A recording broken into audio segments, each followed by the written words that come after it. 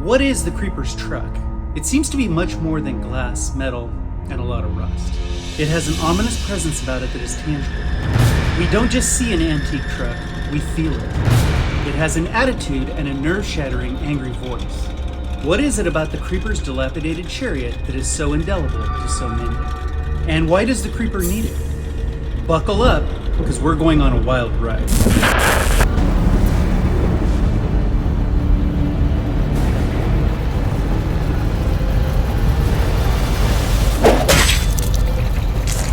Warning, this is going to be a crazy video, and some of what you're about to hear is going to stretch your imagination. It may even be too much for you, and you might not believe it, and that's okay too. Either way, let's dig in. I lied for me. Come on, you lied for both of us. You actually did something decent for me. That's a part of history you can't change. The opening scene of Jeepers Creepers changed a lot of people forever. That was a stop. By this we mean, yes, some were terrified, but everyone who saw the Creeper's truck attack Trish and Derry remember it vividly. They remember where they were, how old they were, and for some, how they coped with life for the next few days after the movie ended. What was it about this truck that was so frightening? There were hundreds of old trucks sitting in fields or abandoned on family farms, and some still on the road. And at the time of the attack, we didn't know anything about the monster or his grisly cargo in the back. When the truck first spoke with its horrible voice, everyone watching saw nothing more than a case of road rage. A case of road rage in the daytime, no less. But it was terrifying, so we ask again, what was it about that scene, about that moment, or about that truck that was so terrifying? Maybe we don't need to ask why it was terrifying. For the purpose of this video, maybe we just need to acknowledge that it was. But that's not the question on everyone's mind anyway. The frequently asked question is, why does the Creeper need a truck? Why does he waste time driving when he can fly? It's a lot faster to fly. Or is it? Well, today we will look at every reason why the Creeper might need the truck. Some of this is fact and will be easy to digest. Some of it is speculation and you may have a hard time accepting what is presented. But as always, we present this information to you, the true Jeepers Creepers fans, and we ask, what do you think? Remember, the question should never be, is this true? But rather, is it possible?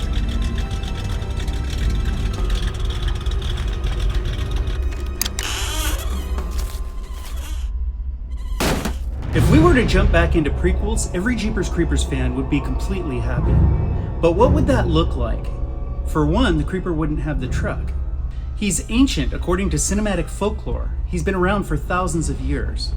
For most of his existence, he's been without the truck, and would likely have relied on more primitive modes of transportation. It's possible that the Creeper might have had a giant restless black stallion, or maybe he rode in a chariot.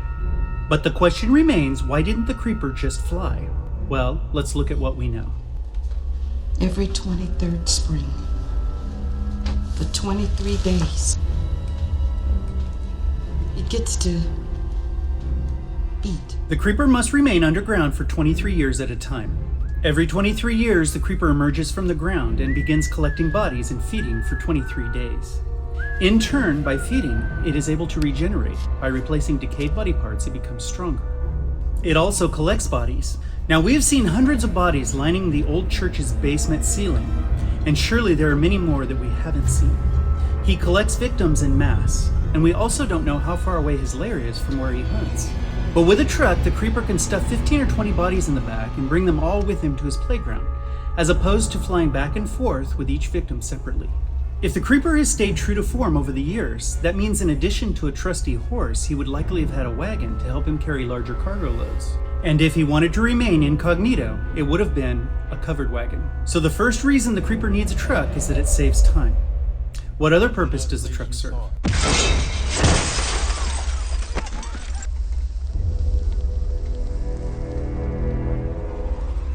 The truck is a tool. Not only does it allow the Creeper to carry a lot of bodies at one time, but it also helps to keep the Creeper safe. The truck is outfitted with weapons that can help ward off an attack against it. It has explosives. In Jeepers Creepers 3, we see it release multiple explosives and successfully blows up 2 vehicles that were after the Creeper. The truck also has a rear-facing harpoon launcher.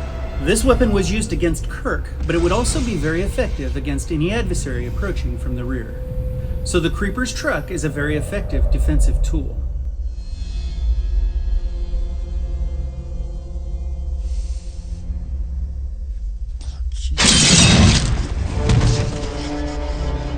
The creeper's truck can hunt, and it seemingly does this without the creeper anywhere near it.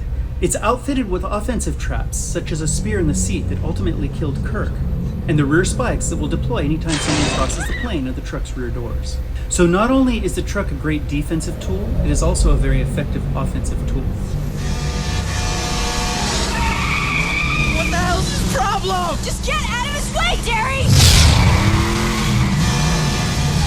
The truck is camouflage. The creeper doesn't want to be seen flying from place to place, especially during the day. His wings are loud and he's very easy to see in the air. The truck provides a way for the creeper to move safely among us, close to us, in metal armor, so that we don't know exactly what he is. He is able to move from place to place undetected, getting close enough to his victims to smell their fear and know who he wants without drawing a lot of attention to himself.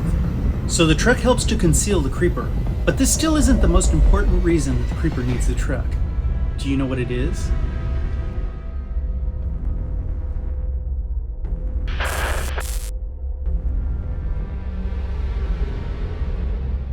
The truck is terrifying, and it's terrifying for a reason. The creeper uses the truck to scare his victims so that he can smell their fear. We see this in the opening scene of Jeepers Creepers. Trish and Derry are absolutely horrified by the rusted and hideous metal monster that's attacking them. The truck does all the hard work creating fear, allowing the creeper to easily smell who it is that he wants. So the truck is a valuable tool that the creeper uses to help pick out his victims. So that would be the most important reason for the creeper to use the truck, right? We don't think it is.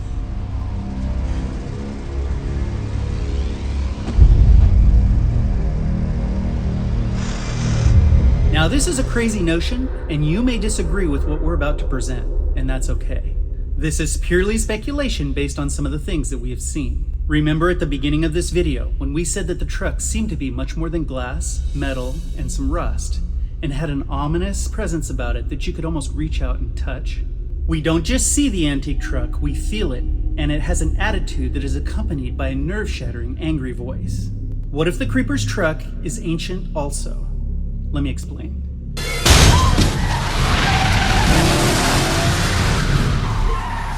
We know that the truck can move on its own. We know that the creeper has some control over his truck and that he can move it without being in the driver's seat. This is a fact. We also learned about this weapon. This is a creeper's skull mace that we didn't get to see much of in the third movie because of budgetary issues. In other words, they were broke. Now we did an entire episode on that weapon right here. And if you didn't see that, you may want to pause now and go check that out. What we have to share with you is hearsay, and it hasn't been shared in any of the films, at least not yet. It was a precious gift from the writer that was mentioned in passing. The skull mace was originally going to imprison at least one soul, and it would have had rotting flesh still clinging to the old bones, and it would have moaned when it was moved or touched. Now, as disturbing as this is, it opens up our minds to many other possibilities. Now remember, we aren't creating franchise rules here. That honor belongs to writers of the franchise. What we are doing is asking, are these ideas possible? Is it possible that the creeper imprisoned a soul in his skull mace weapon? Is it then possible that he imprisons souls in his other weapons? And if that's the case, is it possible that he has imprisoned a soul in his rusted and hideous trusty sidekick, BEATNGU, the metal beast that he uses to help him hunt? We don't know if that's what's going on, and it certainly isn't canon. But as we asked before, is it possible?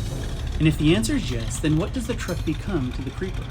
It's possible that it might imprison the soul of an enemy or a victim, but BEATNGU would be much less likely to comply if that were the case.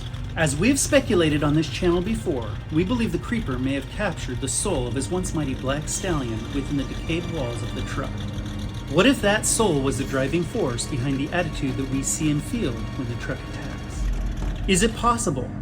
If it is, then that would make the relationship between the creeper and his truck much more than driver and transportation. It would mean the truck is a friend and a sidekick, and it might respond to his wishes much like it did when it was his trusty, reliable old horse. Now, these are big ifs. I want to emphasize again, we are not promoting these ideas. We are merely asking, is it possible? And would it justify some of the truck's actions and abilities? But ultimately, we want to know what you think. Certainly, at the very least, you can see that a dark and malevolent flying creature does benefit from the truck. BEATNGU is really important to the creeper, and he goes to a lot of work outfitting it with traps, making it fast, and ensuring that it is completely terrifying. It is obviously a very useful tool. Fully understanding these monsters is fleeting at best, but it is fun to consider the synergy of the two when they come together to take on the world. God, I don't know why I can't get the line. It's so freaking... Now, if you don't want to miss the next one, you know what to do. Until next time, we'll see you.